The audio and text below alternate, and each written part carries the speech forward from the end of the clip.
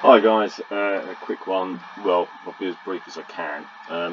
Right, we're having some issues with people commenting about the Private Security Industry Act. It's an act, it's law. It's not guidance, it's not policy, it's law. This pertains to Private Security, the Industry Act 2001. As here, I'll link all of these links into the description so you can see it for yourself. Right? Now, basically, it is law. The reason this is law is because it's about public safety. Otherwise, any fuckknuckle can go onto eBay and buy a high-vis jacket with security on the back and dupe your family or friends into thinking that they're a security guard, and then take them in the back of the car and rape them or abuse them or fucking steal their property. Yeah, the whole reason of the Private Security Industry Act is to make sure they're compatible with the law and they display a licence at all times. Right? The whole point of it is a public safety issue. Right? I'm getting too many people commenting on my channel going, well, it's not regulation, and it's not down to them, and it's not down to this, and it's not down to that, and it's just policy, and it's just guidance. They have to have a badge, but they don't have to show it, and all that crap. You know what I mean? I'm going to prove it to you now, and it's the last time I'm going to do it. Because the next fuckknuckle that comments on my channel saying anything about private security is just going to get this video sent back to them. Okay? So here it is. Private Security Industry Act 2001. Excuse me. Where are we? Right.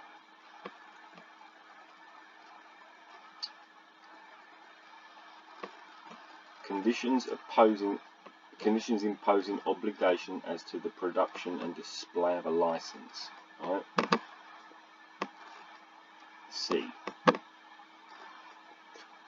Now, where it says here, and this is all law,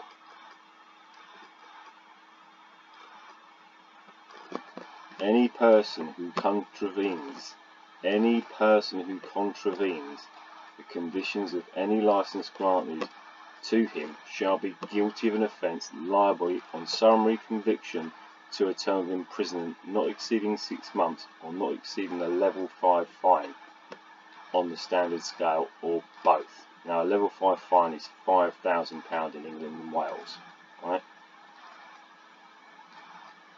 So, up to 6 months in prison and up to £5,000 fine for not having your SIA licence on display.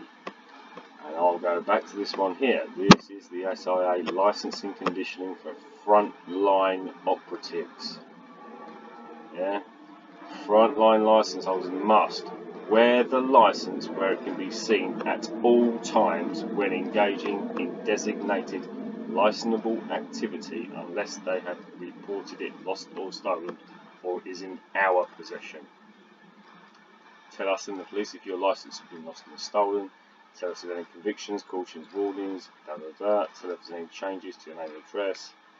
Not to deface, change the licence in any way. Should your licence become damaged, you should advise us and request a replacement.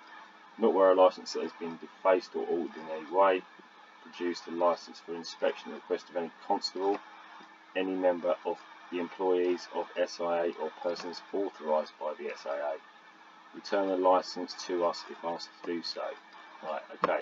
I know what people are saying. This is produce the licence to an inspection on the request of any constable, any member or employee of the Security Industry Association or other person authorised by the SIA.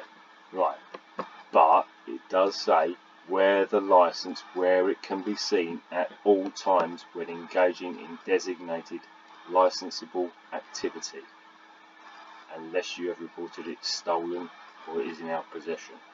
So, you have to put that licence on display at all times. This is a matter of public safety. So any fuckknuckle that tries to tell me that, you know, this bit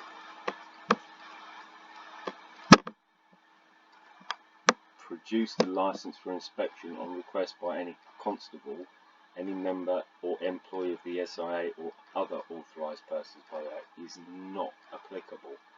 It's applicable if they ask for it. What the law is the law is where the licence, where it can be seen at all times when engaging in designated licensable activity, unless you have reported it lost or stolen. So you have to have your security industry badge on display at all times. I'll leave a link to that in the description as well. Photographer's rights under the amateur photography, and this goes through the whole same thing again. All the same basic stuff. I'll leave a link to that in the description, so I'm not going to read the whole thing because it will bore the crap out of you. Right, but here's something I really want to say. Here is a complete and utter idiot who doesn't know what he's talking about. Wrong. As long as they have a badge on their person, they don't have to show it. Yes, they do, because it quite clearly states in the legislation, the Act, the 2001 Private Security Industry Act, that any person undertaking security industry under licence has to have their badge on display at all times while undertaking duties under licence. So, whoever Kevin McCharg is, you're a fucking fuckknuckle. And I sent a link here to Kevin McCharg so he can go and check it out for himself, but obviously he didn't reply. Then you get this one at Fluke Dog. So who is checking? Who does the SI send inspectors checking or interested if they report them? It's just not a bargaining tool or getting you one-upmanship over the guards. In the words of the auditors, it's policy and not law. Bollocks, it's law and not enforced. I'm on your side, but I also work in security, and I wouldn't show the card. Actually, I always say my name if I have to. Right, okay. So I sent Marcus Smith, check the link above, this one here. So he's saying that he doesn't have to show his badge, and it clearly states under the Private Security Industry Act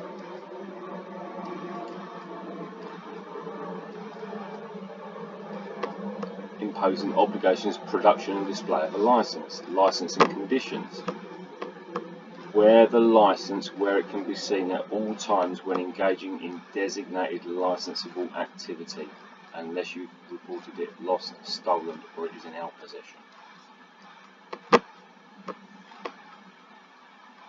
How simple can it be? Any person who contravenes the conditions of any licence granted him shall be guilty of an offence and liable on summary conviction to a term of imprisonment not exceeding 6 months, or to a fine not exceeding level 5 on the standard scale, which is £5,000 in England and Wales, or to both. So you could get a fine of up to £5,000 and you could spend 6 months in prison if you don't have your licence on display. How simple can I make this? I will include links to every one of these in the description. Okay? I hope this settles the SIA licence bullshit, because I'm sick and tired of people commenting on my channel that I'm somehow wrong when I've done all the research and nobody's done any research, and everybody else that knows exactly what I'm talking about knows I've spoken about this in previous videos. And I can't believe it, to this day, literally today, people are commenting on my channel saying that, you know, they don't have to show their licence or this, that and the other, and it's complete and utter bollocks. Okay, so the reason I've done this video and the reason I've done a recent video, Fluke at work with Fluke, so look it up on my channel. The reason I did that at work with Fluke video was so that when people comment on my channel, why don't you get a fucking job, I can just link my at work with Fluke video and send it to them. Just like the next fuck knuckle that says You know, security guards don't have to show their badges, and security guards don't have to, as long as they got it on them, they don't have to show their badges, and all that crap. I'm just going to get a link to this video. Okay? That's why I'm doing this video. And if we go back to, this Marcus Smith, I don't know who he is. You know, he says he's supporting me, but how are you supporting me if you reckon that you can hide your badge, mate? Marcus Smith has... Oh, this channel has no content. It's always the people that have got no content that want to fucking bitch and moan and complain. So, that's it. I'm going to link all of these 3 links into the description. Check it out for yourself. And we'll go from there. Alright, thanks guys for watching. Hope that's cleared up a few simple issues that anybody can look up on the internet. The BSIA, the British Security Industry Association. And if we go back to this one, I think it might be in this one. Hang on, let's just go back. This is a great one. This is the British Security Industry Association guidance on photography and hostile reconnaissance. This is...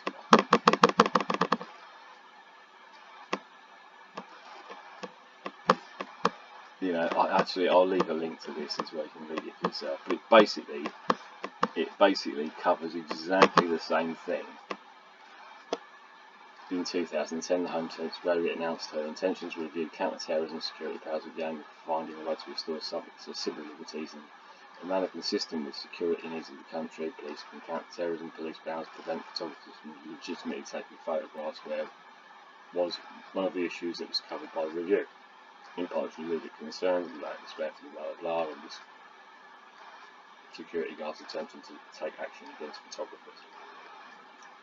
You can read it all if you want. I've already read it, you know, and it pretty much mirrors,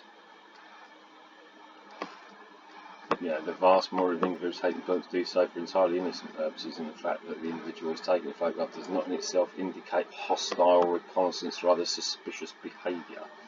This even says it in the police's own training, which in the training guidance of the police, it says that photography in of itself shouldn't be immediately regarded as suspicious. Okay, keep this video as short as I can. So I've done all of this, done it all. I'll put all the links into the description, so if you want to research it for yourself, you can. And for those guys who are out taking photographs or doing audits or whatever you want to call yourself, an auditor, a photographer, or videographer, you know, you've got a UK channel, a YouTube channel, or a Mine's channel, or whatever you've got, you know, at the end of the day, you're still legally entitled to take pictures from a public place. That's irrelevant. What we're trying to say here is these people don't have a right to fucking stop you taking pictures. Simple as that. Hope that's cleared it up. Anybody else that wants to put up some stupid fuck knuckle comment on my channel is just going to get a link to this video. End of story. Thanks for your support, guys. Oh, quickly, just another quick one. My original video on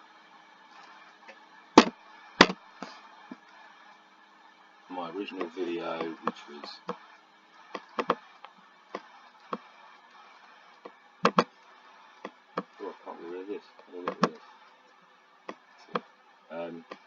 so we go to my channel.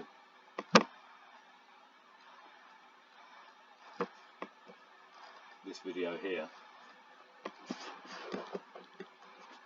it was simply a video to say thank you for 5,000 subscribers to my channel, and I just want to say thank you to all my, you know, subscribers, and I really appreciate what they've done, and I'm, you know, genuinely humbled. YouTube decided to demonetize that video. For what reason? They did. Yeah, I went onto YouTube to say thank you to my YouTube subscribers for getting me to 5,000 subscribers, and the fact that I really appreciate all their help and support. and YouTube chose to demonetize this video. Okay, so if you haven't seen this video, go to my channel and check it out, because you've probably been shadow banned on it. Okay, so please go to that video and subscribe. I then had to put it into manual review, and YouTube sent me an email today saying, oh, your video has been, you know, monetized, and you know, after manual review we can successfully say that your video has been, you know, successfully, you know, monetized, and it is suitable for all advertisers.